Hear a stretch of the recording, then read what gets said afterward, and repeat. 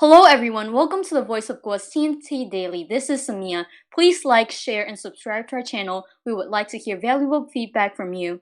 Now let's move into our first news regarding the Democrats in Hong Kong calling protests against the national security law.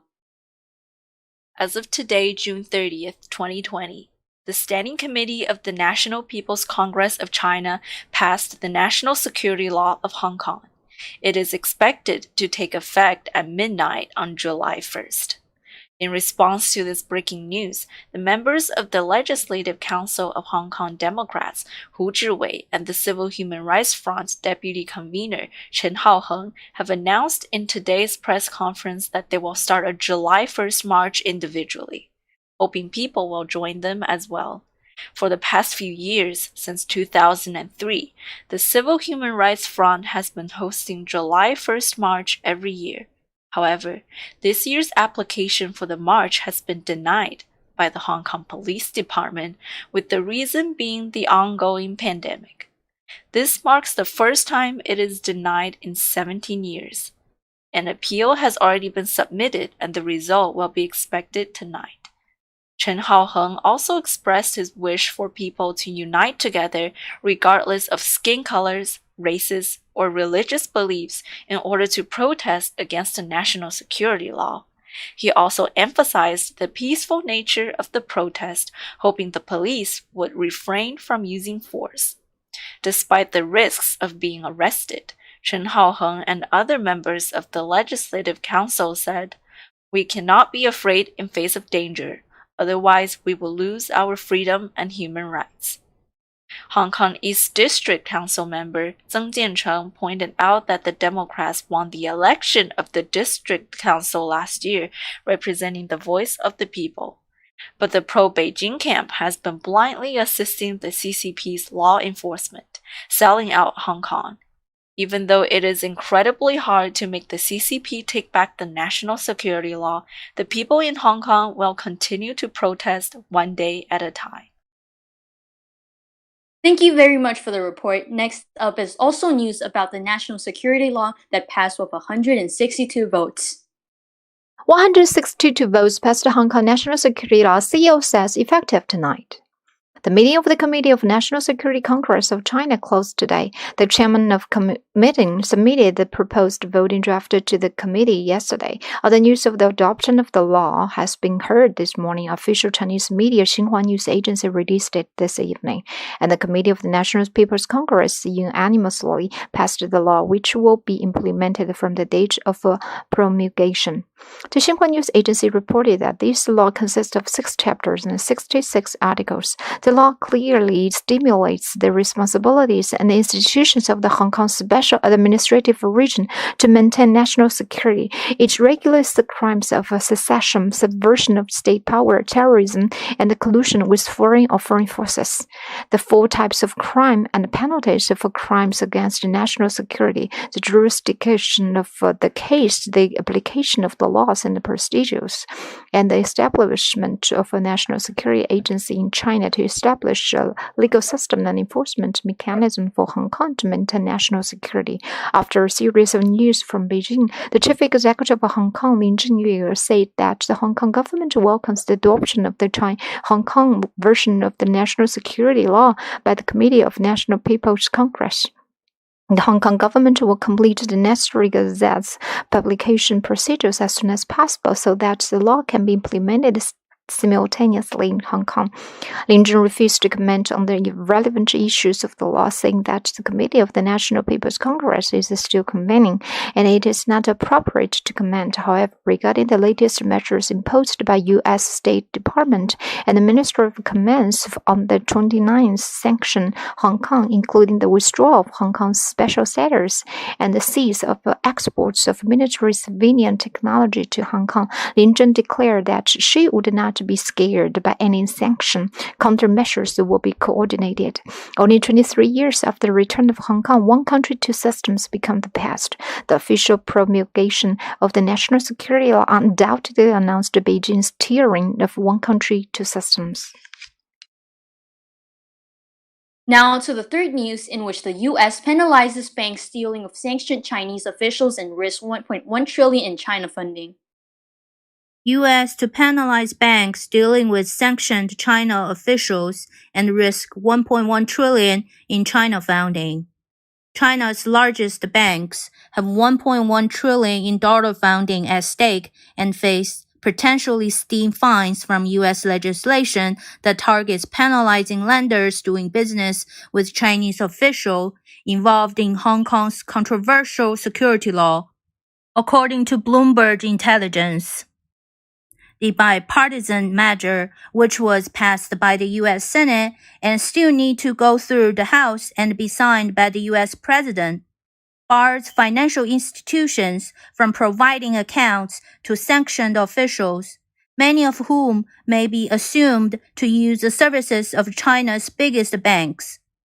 Francis Chen, a senior analyst at BI in Hong Kong, said in a June 30th note, banks see violation risk being cut off from accessing the U.S. financial system. He said, Industrial and Commercial Bank of China Limited, China Construction Bank Corp., Bank of China Limited, and Agricultural Bank of China Limited, the nation's 4 largest state-backed lenders, has a combined 7.5 trillion yuan, 1.1 trillion equivalent of US dollar liability at the end of 2019, of which 47% were deposits, according to their annual reports. The rest came from interbank borrowing and issue securities to global investors. The legislation would apply penalties against financial institutions only if a bank knowingly does business with official under sanction. The bill is intended to keep the penalties from capturing a broad swath of the U.S. companies. An administration official familiar with the decisions said earlier, bank will be informed of what entities are on the sanctions list before penalties are imposed, the person said. Among Chinese banks, Bank of China has the biggest exposure to the US dollar with about 433 billion of liabilities. Following by ICBC, Chinese lenders has been expanding their presence globally over the past decades by adding branches, making acquisitions, and granting loans to fund everything from local power plants to toll roads. Global banks could also be at risk since they may also have Chinese officials, their relatives, and associates as customers, Chen said. The Trump administration overnight escalated pressures on China over its crackdown on Hong Kong by making it harder to export sensitive technologies to the city. While lawmakers in Beijing on Tuesday approved the landmark security law, the Commercial Department said it's suspending regulations allowing special treatments to Hong Kong over things including export license exceptions. Hopefully these penalizations will help the situation. After so much hardship in Hong Kong, Taiwan shows their support. Our next news will bring more details about it. One country, two systems is not feasible. Taiwan continues to support Hong Kong. The Standing Committee of the National People's Congress of China passed the Hong Kong National Security Law today. President Tsai Ing-wen stated via Facebook that China had promised Hong Kong would remain unchanged for 50 years. The forced implementation of Hong Kong National Security Law not only ignored Hong Kong's public opinion on behalf of the CCP and abandoned its commitment, it also proved that one country, two systems is not feasible. Tsai Ing-wen expressed her hope that the people of Hong Kong will continue to uphold the freedom and human rights they cherish. Taiwan has also launched the Hong Kong Humanitarian Aid and Care Project, which will provide convenient services and basic care to Hong Kong people who are in need of assistance. The Taiwan-Hong Kong Service Exchange Office for the Hong Kong Aid Project will be officially opened tomorrow. Due to the current situation, Taiwan will work together regardless of politics or people to give the Hong Kong people the firmest support. The Presidential Palace also issued a press release criticizing China for breaking their promises to Hong Kong. The spokesperson Zhang Dunhan stated that the Beijing authorities bypassed the Hong Kong legislature and broke the Sino-British Joint Declaration and promises such as the high degree of autonomy, which greatly reduced the freedom of speech, justice, and independence in Hong Kong. The passage of the bill on the eve of the 23rd anniversary of Hong Kong's return is particularly ironic, and it further proves that one country, two systems is not feasible. Zhang Dunhan pointed out that from last year's anti-China movement in Hong Kong, up until recently where Beijing authorities have forcibly pushed the so-called Hong Kong National Security Law, the whole world can feel the pursuit and persistence for freedom and democracy by the people of Hong Kong, and the people of Taiwan feel the same. In addition to sternly condemning China's continued violation of Hong Kong's democracy and human rights, they have also appealed to the Beijing authorities again, stating that only sincere dialogues with the people of Hong Kong can resolve disputes and bring Hong Kong society back to peace. Zhang Dunhan emphasized that, in response to the continued deterioration of the situation in Hong Kong, Taiwan will continue to provide Hong Kong people with a practical support and assistance through institutionalized actions.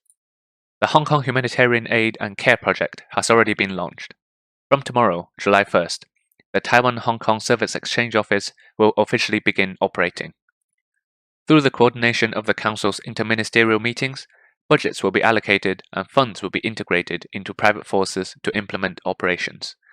Taiwan will continue to provide the necessary humanitarian assistance to the people of Hong Kong. Zhang Dunhan stated that he believes at this moment all of Taiwan will be distinguished from political parties and government, and the democratic Taiwan will be side by side with Hong Kong. It will support the people of Hong Kong and the universal values of freedom and democracy. Taiwan also has a responsibility to cooperate with the international democratic parties to continue to support Hong Kong and the Hong Kong people. Yes, thank you. Taiwan is standing out to support Hong Kong, but it is not just a Taiwan thing. In fact, people of all nations can stand out and show their support for freedom, justice, and the rule of law.